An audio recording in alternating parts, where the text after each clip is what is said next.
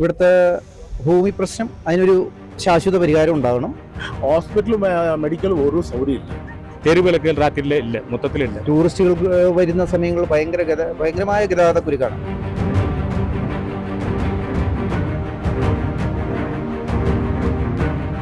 ரோடுகள் முழுவதும் மக்கள் ஒரு மத்தியான நேரத்தில் அவங்களுக்கான ஒரு பாத்ரூம் வசதி கூட கிடைக்காத சூழ்நிலை இருக்கிறாங்க. കേരളത്തിൽ UDF സർക്കാർ അധികാരത്തിൽ വന്നിരിക്കുകയാണ്. പുതിയ സർക്കാർ വന്ന സാഹചര്യത്തിൽ എന്തൊക്കെ അടിസ്ഥാന സൗകര്യങ്ങളാണ് മൂന്നാറിലേക്ക് വേണ്ടത്? ഈ പദ്ധതികളെ കുറിച്ചാണ് കേരള വിഷൻ ന്യൂസ് അന്വേഷിക്കുന്നത്.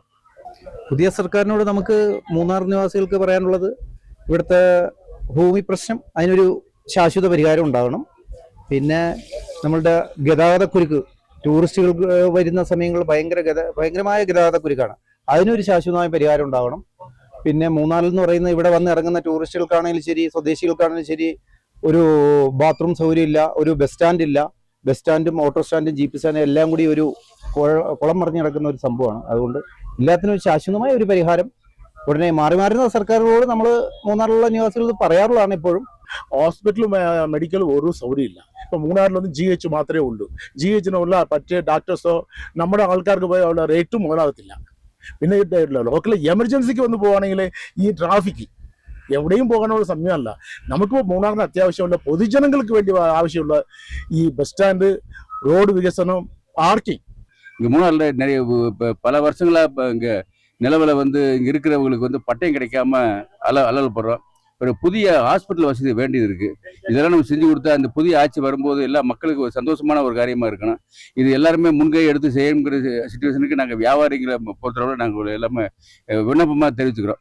പുതിയ പദ്ധതികളെക്കാൾ ഉപരി മുൻകാലങ്ങളിൽ പ്രഖ്യാപിച്ച പല പദ്ധതികളും നടക്കാതെയുണ്ട്. അതിൽ പ്രധാനമായിട്ട് നമ്മുടെ ഗതാഗതക്കുരുക്കാണ്. അതിന് ശാശ്വതമായ ഒരു പരിഹാരം കാണാതെ മൂന്നാറിൻ്റെ ടൂറിസം വികസനം അസാധ്യമാണ്. പിന്നെ ആരോഗ്യരംഗത്ത് പറഞ്ഞാൽ നമ്മുടെ പുതിയ ഹോസ്പിറ്റലുകളുടെ തറക്കല്ലിലായിട്ടുണ്ട്. അത് സമയബന്ധിതമായി തീർത്ത് മൂന്നാറിൻ്റെ ആരോഗ്യ മേഖലയ്ക്കൊരു ശാശ്വത പരിഹാരം കണ്ടെത്താൻ പുതിയ സർക്കാരിന് കഴിയട്ടെ എന്ന് പ്രത്യാശിക്കുന്നു. மூணார் பகுதிக்கு பட்டய பிரச்சனை முதல்ல தீர்த்து கொடுக்கணும். ரெண்டாவது, தோட்ட தொழிலாளர்களுக்கு அவங்க ரிட்டையர் ஆகும்போது அவங்களுக்கு தங்குறதுக்கு வீடு வசதியும் தொழில் மார்க்கங்களும் கണ്ടെத்தி கொடுக்கறதுக்கு அரசாங்கம் தேவையான நடவடிக்கைகளை எடுக்கணும்னு நாங்கள் எதிர்பார்க்கிறோம்.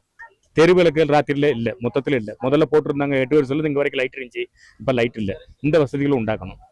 இது மாதிரி உள்ள மார்க்கங்களும் உண்டாக்கணும். டவுன்ல நல்ல ஹோட்டல் இல்லை, சாப்பிட்றதுக்குள்ள ஹோட்டல் இல்லை. இது யார் வந்தாலும் கெஸ்ட் வந்தாலும் ரோட்ல வச்சு சாப்பிட்டு இருக்கிறாங்க.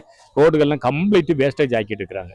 கம்ப்ளீட்டு கெஸ்ட்டுகளை பார்த்தீங்கன்னா இங்கேருந்து பள்ளிவாசல் 2ஆம் மைலேருந்து எனக்கு தெரிஞ்ச இடத்துல இருந்து பார்த்தீங்கன்னா எக்கோ பாயிண்ட் வரை இப்போ டாப் டச் பண்ணால் ரோடுகள் முழுவதும் மக்கள் ஒரு மத்தியான நேரத்தில் அவங்களுக்கான ஒரு பாத்ரூம் வசதி கூட கிடைக்காத சூழ்நிலை இருக்கிறாங்க. இதெல்லாம் ஒரு மூணார் பஞ்சாயத்தும் மாட்டுப்பட்டி பஞ்சாயத்து எல்லாம் கூடி சேர்ந்துட்டு புதிய சர்க்கார் வந்திருக்குது. இதனோட டூரிஸ்ட்டுகளுக்கு நல்ல ஒரு விமர்சனம் உண்டாக்கணுங்கிறது என்னோட முடிவு. இப்போ மழைக்காலம் வரப்போகுது மூணாரில். ஸோ நிறைய அழிவுகள்லாம் கழிஞ்ச வருஷம் நம்ம பார்த்தோம்.